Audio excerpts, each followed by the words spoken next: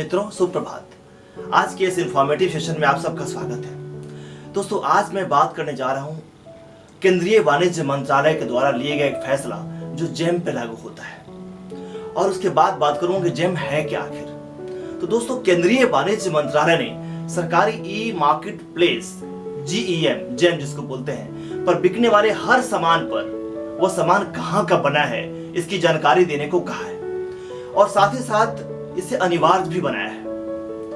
देश के करीब 7 करोड़ छोटे कारोबारियों के प्रतिनिधित्व का दावा करने वाला confederation of all India traders, इसको कैट बोलते हैं, ने सरकार द्वारा सरकारी ई मार्केट प्लेस जेम पर बिकने वाले हर सामान पर यह जानकारी देने के लिए जो बात कही गई है, अनिवार्य जो बनाया गया है, उसके लिए उसने धन्यवाद अर्पित किया है।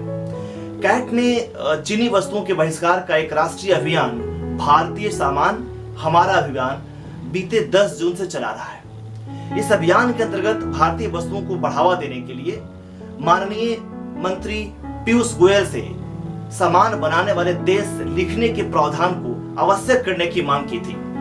कैट का कहना है कि इस तरह का प्रावधान देश में व्यापार कर रहे सभी ई कॉमर्स पोर्टल पर सख्ती एवं आवश्यक रूप से लागू करना जरूरी है।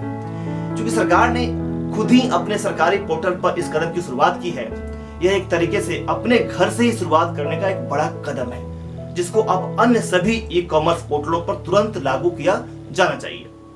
जैसे ई कॉमर्स पोर्टल आपका फ्लिपकार्ट है, अमेजन है, सब पे लागू करने की बात किया जाए। ऐसा होने पर ई कॉमर्स पोर्टल पर सामान देखते ही पता लग जाएगा कि किस देश का बना हुआ है और यह मोदी के लोकल और वोकल एवं आत्मनिर्भर भारत के आह्वान की सफलता की दिशा में एक बड़ा सा कदम साबित होगा। दोस्तों उल्लेखनीय है कि जेम पर अब बिकने वाले सभी सामानों की लिस्टिंग के वक्त ही बताया जाएगा कि यह किस देश का बना हुआ है, यह सामान कहां से बना हुआ है। अब थोड़ा बात करते हैं कि जेम है क्या, व्हाट इज जेम। तो जेम सरकार का ई मार्केट प्लेस है। इसे 9 अगस्त 2016 को शुरू किया गया था। वाणिज्य मंत्रालय ने डायरेक्टर जनरल और सप्लाईज एंड गुड्स DGAS&G को बंद करके इसे शुरू किया था। पहले यही सरकारी खरीद को मैनेज करती थी।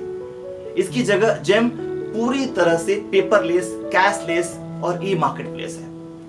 केंद्र सरकार ने ई पोर्टल के जरिए जेम गवर्नमेंट ई मार्केट यानी ऑनलाइन बाजार तैयार किया है। इसके जरिए सभी तरह की खरीदारी ऑनलाइन होगी। खरीद प्रोसेस में बाबुओं और मिडिलमैन का दखल बिल्कुल खत्म हो जाएगा। इस पोर्टल पर 36,665 खरीदार संगठन है और 2.5 लाख विक्रेता और सर्विस प्रोवाइडर है। 2,252 स्टार्टअप इस प्लेटफॉर्म से जुड़े हुए हैं। 10 लाख से ज्यादा प्रोडक्ट हैं इस पे। इनमें ऑफिस स्टेशनरी से लेके वाहन तक शामिल है। सूक्ष्म, लघु एवं मझोले उद्यमों को भी इस प्लेटफॉर्म पे प्राथमिकता दी गई है, उन्हें शामिल किया गया है। जेम ने इस प्रक्रिया को इतना आसान कर दिया है कि कोई भी एंटरप्रेन्योर जैसे वह अमेजन या फ्लिपकार्ट पर अपना प्रोडक्ट बेचता है, यहाँ भी आसानी से बेच सकता है। मतलब आसानी से इस पोर्टल पर रजिस्टर करके सरकार से डील कर सकता है और अपना प्रोडक्ट बेच सकता है। सरकार के साथ बिजनेस करना अब ज्यादा आसान और सुरक्षित हो गया है क्योंकि पेमेंट भी समय पर मिल जाता है। वेंडर को रजिस्ट्रेशन का काम अब पहले जो 30 दिन पे था, अब आराम से 10 मिनट लगते हैं। नए शुरू हो रहे स्टार्टअप के लिए प्लेटफॉर्म काफी मददगार साबित हो रहा है। अगर मैं बात करूं कि क्या डॉक्यूमेंट चाहिए आपको इस रजिस्ट्रेशन कराने के लिए, तो डॉक्यूमेंट के रूप में आपका आधार कार्ड से लिंक मोबाइल नंबर, साथ में कुछ इंफॉर्मेशन या सिन नंबर, पैन नंबर, DIP, उद्योग आधार, इनकम टैक्स रिटर्न, फर्म का पता, बैंक खाता, ये सब चीजें आपको देनी होती है। आप और भी इंफॉर्मेशन आप ले सकते हैं www.gem.gov.in।